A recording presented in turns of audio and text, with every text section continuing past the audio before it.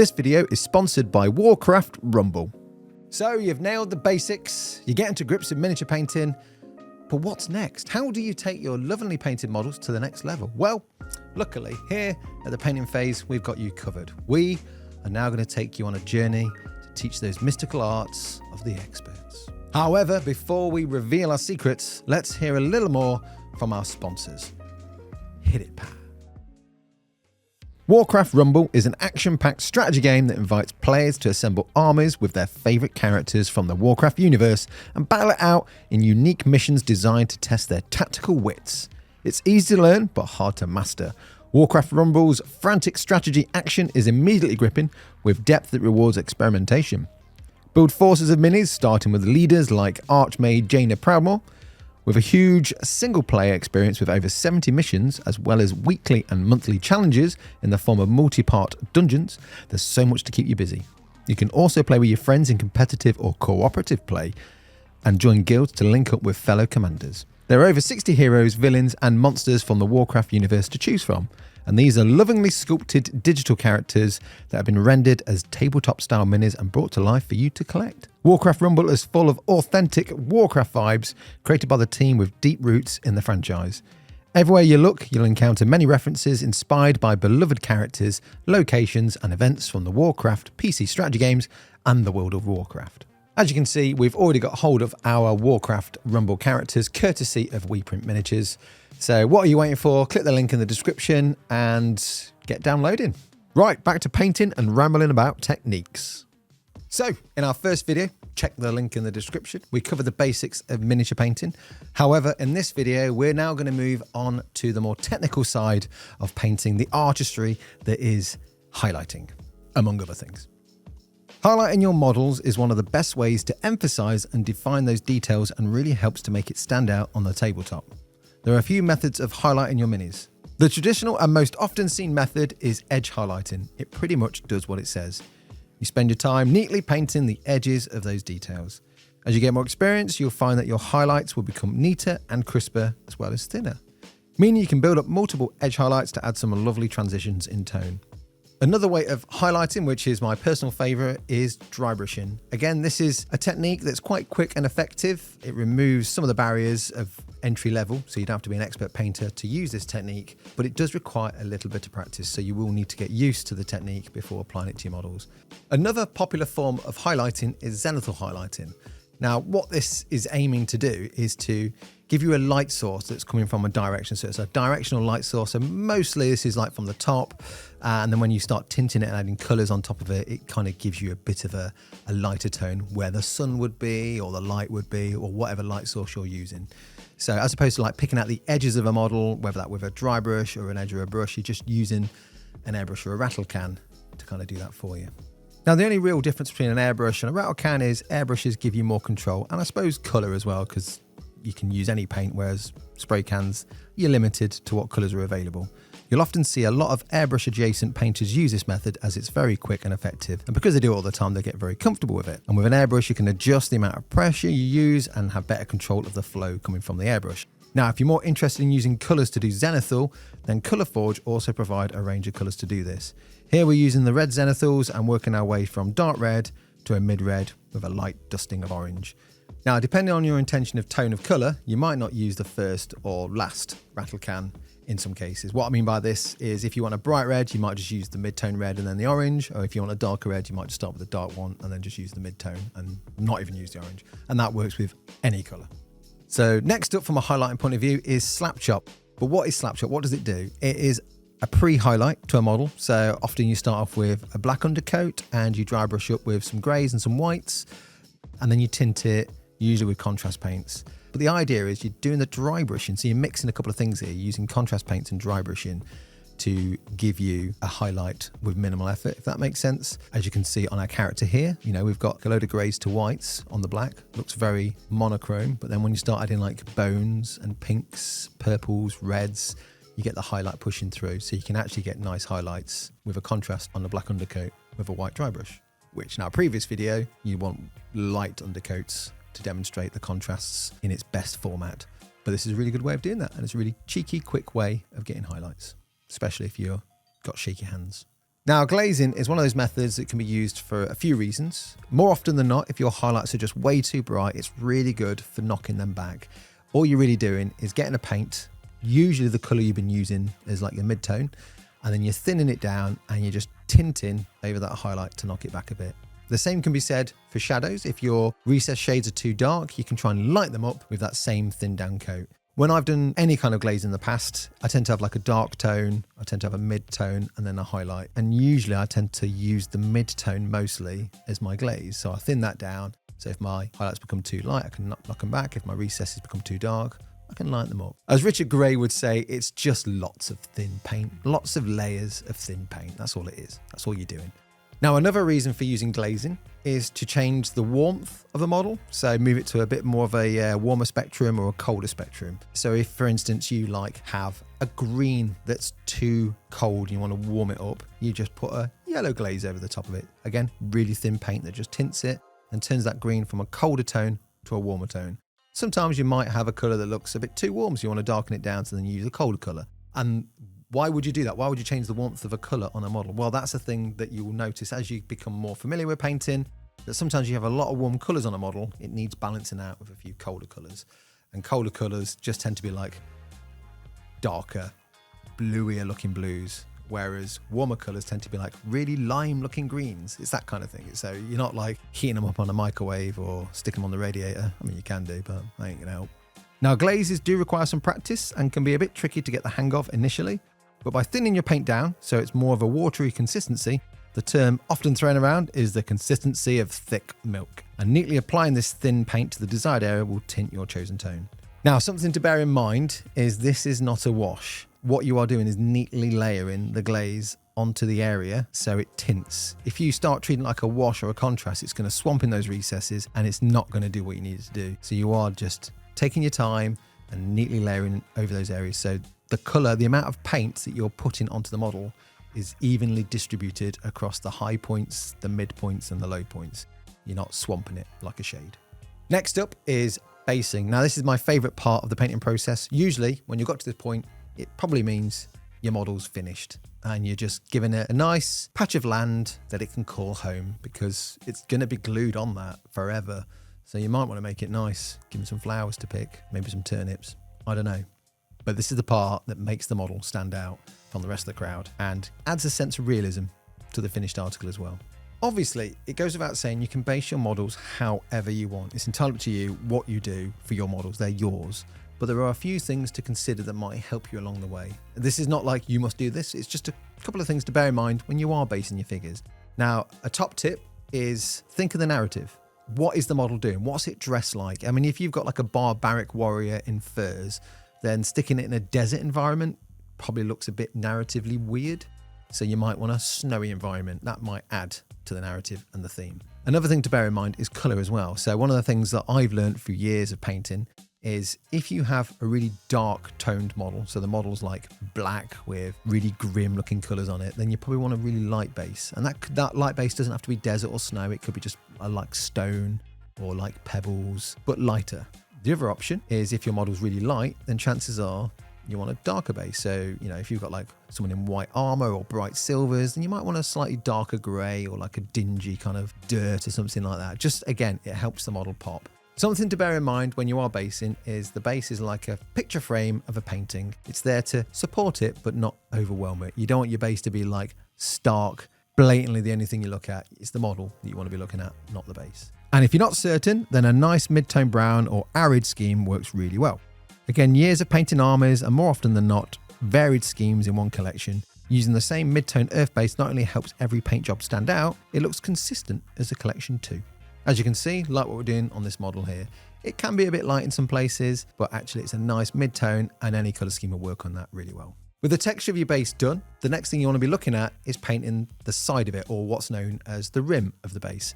Now, if you're new to painting, and this might seem very odd to you, and it's probably true, there's a bit of a war raging as to what is the correct rim color for a base. Brown is the right choice, because I like painting my rims brown, but actually there is a bit of a science to some of this. You can paint them whatever color you want to, by the way. You don't have to like follow the information here. There's just a reason for having different tone edges to your bases. The reason why I use brown is it's nice and natural, and if you're doing lots of wargaming with it and you've got like many different boards to play on, it's a nice natural jump from miniature to base to board. So even if you like say you've got like a desert base with a brown rim, but you're on like an arid sort of landscape with like grass and stuff on it, it works fine. The other option is grey. Grey you tend to see mainly for sci-fi stuff, because most of it's going to be like really blown up worlds with lots of ash and concrete and just debris, and grey bases look quite cool for that. And dungeons as well, if you've got like things in dungeons, looks cool with grey bases.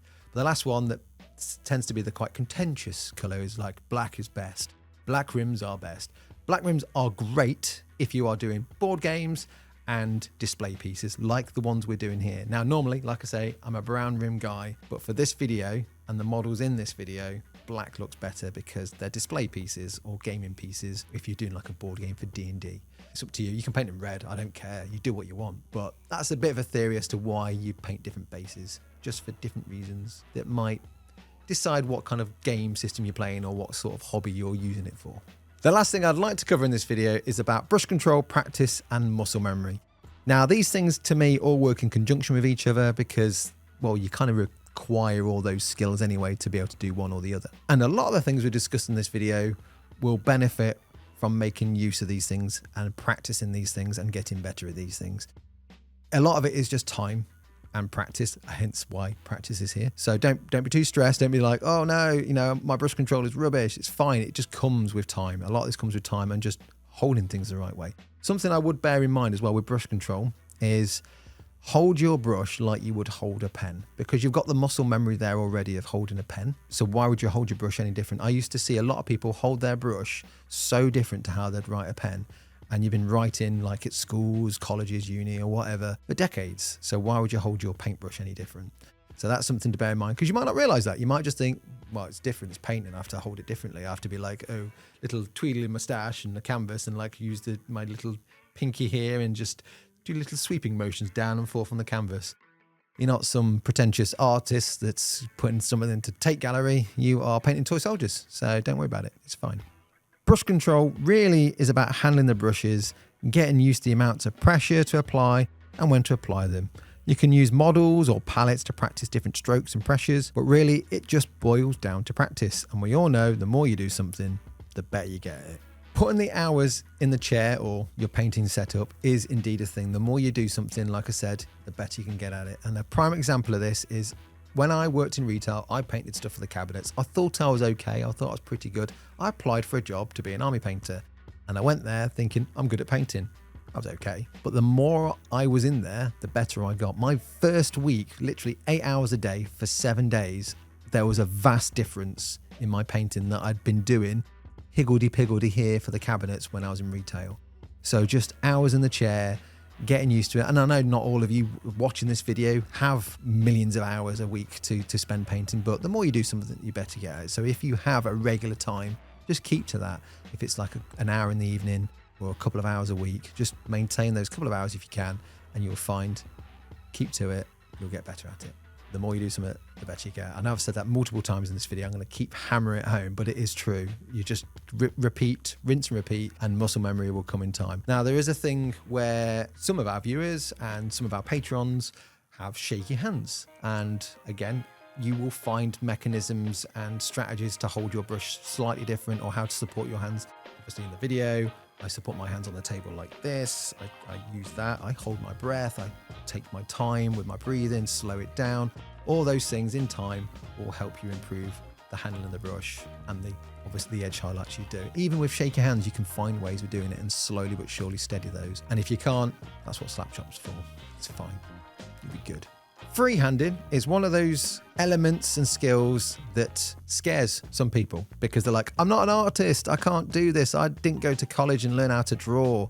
I'm not a master. It's fine. Freehanding is about breaking things down into shapes and taking your time. The model we've got up on screen is very simple, freehanding. It might not seem it, but it is. What I've done here is literally done a diamond shape to start off with. So a cross with a diamond, and then all I'm doing is filling that in. I do this all in the base coating stage. So if I make mistakes, it's easy to correct. I'll come back to that in a moment. So painting it blue to start off with as the body, then getting some white on there, doing that diamond shape, and then start adding a little bit more essence to that diamond shape, because the actual physical figure on the website has lots of cool little, I think it's fur, I think it's a tattoo, I'm not sure, but it looks cool, so I mimicked it. And in the center, there's like a bit of a void, like another blue diamond, which is obviously a bit of its belly shown through. And again, because I've done this in the base coating stage, I can do that bit after with the blue that I use for the skin, and then tidy up any things around the edges that may look a bit wibbly wobbly or not quite right. If you do this later on, after you've done some shading, some highlighting, it's a lot harder to correct. So if you've decided on your shield for your footman, you're going to like do some coats of arms at the back, and then you make a bit of a mistake on it, you're going to have to redo the blue, reshade that section of blue, re-highlight that section of blue. Chances are you're going to get some of that on the other colour you've just done as well. So if you do all your freehanding in the base coat stage, it's easy to correct, and then you can do all your shading after and all your highlighting when that's all done. The big key thing here for any freehanding is break it into simple shapes. Start off with a cross, then turn it into a diamond, and then fill it in. And if you're not sure, squint your eye, see what the shape looks like. There's been many designs I've done over the years, which is just like, oh, it's a circle, oh, it's got a triangle on the top of it, and then just do that. And if you're not sure, get a post-it note or a piece of paper and do a few sketches. And this is another thing you can do, is once you've got a design and you're happy with it, you've sketched it, is paint that large on a piece of paper or on a palette pad or something like that. Start large, then move to the side, do it a bit smaller, then move to the side, do it a bit more smaller, and then keep doing that until you're happy with the desired size and shape. Now, moving on from the freehanding, sometimes you can use your brush control and the pressures of your brush to get effects of a 3D sort of texture just by doing some 2D strokes. So if we look at Hogor here, who is a bit of a wolfy looking guy, he's got loads of fur, but there's no texture of fur. How do we give that fur a sort of texture? And it's all about just little flicks and brush strokes. And again, talking about brush control, making sure you're getting that pressure right, and then just slowly but surely just moving that brush across to get like consistent flicks. And again, because hair on dogs and animals can move around a bit, just follow the flow of where it looks like it's going to go. So if it's going up an arm, you might want it a bit more vertical, and then like across the pecs or something like that, you might want a bit more horizontal, but just go with a bit of a flow and take your time. And once you've done that, you can then highlight up. But if it doesn't work out, get a thin bit of brown, cover over, start again. But it is just about the pressure of your brush, starting off very lightly and then just doing little flicks. A tip here as well is I kind of go in doing that movement before I make contact with the model as well, and then eventually hit it, and then keep doing that. Again, it's repetitive, just keep adding. And as you'll find with the practice section, get better at it. A really easy thing to do for patterns, if you don't want to do like freehanding or you don't want to do fur, is just make some little dollops and shapes to add a pattern, whether that's tiger stripes or here on the panther doing like a bit of a leopard stripe. I'm being a bit cheaty here as well because I'm using a contrast paint, which is black, and then I'm just finding little dots, little shapes that look like dots and like leopard pattern, dropping them on, leaving it to dry for a moment or two. I'll say about 30 seconds, 40 seconds. When paint dries, especially when it's watered down paint, it starts to have what we call a tide line. If you leave it to dry, it will be flat and solid. But if you like soak it away, you'd leave a little tide line, like a T-ring on a table. You'd get like a little effect around the sides, which is perfect for leopard pattern. So all you do is just get a brush that's dry and then just soak off some of that paint from the middle, and you'll find you get a bit of a tide line going around the side and then a slightly lighter bit in the middle, which is perfect for leopard patterns. Do the same for tiger stripes or whatever kind of stripes or whatever kind of patterns. So if you're not in the mood for freehanding or first stripes, then this is a good way of doing it. Now, edge highlighting doesn't always have to be with a brush or highlighting in general. A nice quick way of doing that is getting the sponge. So this is where we get a little bit of packing sponge, whether that's from a figure case or whatever, and we use the little sleeves that you get for your paintbrushes, courtesy of a nice painter from the internet. Stole this idea from him. So all you do is you just twist some of that sponge and then you put it down the tube, and you got yourself a little sponge brush, if you like. And what you're doing is a bit like dry brushing.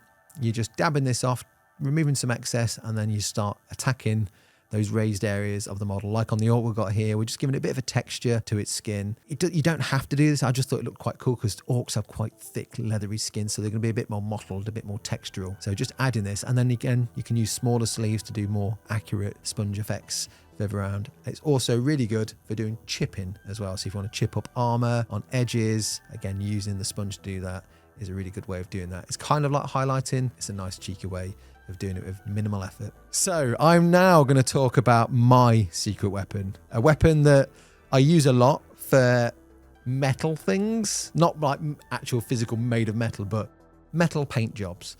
And it's what I call reverse highlighting. It is a new technique. I'm going to come up with a name for it at some point. So what we're going to do, if you look at the orc here, is we've got a lot of metal work. He's got some red shoulder pads and he's got some sort of metally spikes coming out of it. All I'm going to do is get the same red and I'm going to paint in the middle of those spiky bits, but I'm not going to go to the edges. No, that's silly, because I'm doing two things here. I'm reverse highlighting, so I've got an edge highlight already, but it's not an edge highlight. It's a battered piece of armor that the paint's worn away from. So it kind of highlights it, but it also looks like chipping. And again, doing it on the little bits around the side, little banding on his armor, just do the same thing. And it works for anything. I mean, you can do it on the human, the footman. I've done it on that as well, on some of the shoulder pad bits, on like the blue bit that before it gets to the pauldron, you got the pauldron, you got the blue trim on it. You can also do it on there as well. So it's a really, really simple way of highlighting, is just using a darker color in the middle and then not going all the way to the edge. But yeah, reverse highlighting, top secret. Don't tell anyone. Well, I hope you've enjoyed this video and have found many a thing useful to take away onto your next project. Now, do keep an eye out for part 3, where we're going to use a multitude of the techniques we've been discussing. And of course, don't forget to hit the like and subscribe button. That's super helpful and helps to support the channel. And a massive thank you to Blizzard and Warcraft Rumble for sponsoring this video. And of course, John from We Print Minis for printing the miniatures out for us as well. Now, as you can see, there's a load of patrons coming up to the side. You too could be one of these. So do consider joining our Patreon, where you get early access to the videos as well as many other benefits. But until our next video, take care. I love you and enjoy painting, and just enjoy it. Remember, patience. But don't tell anyone the secrets.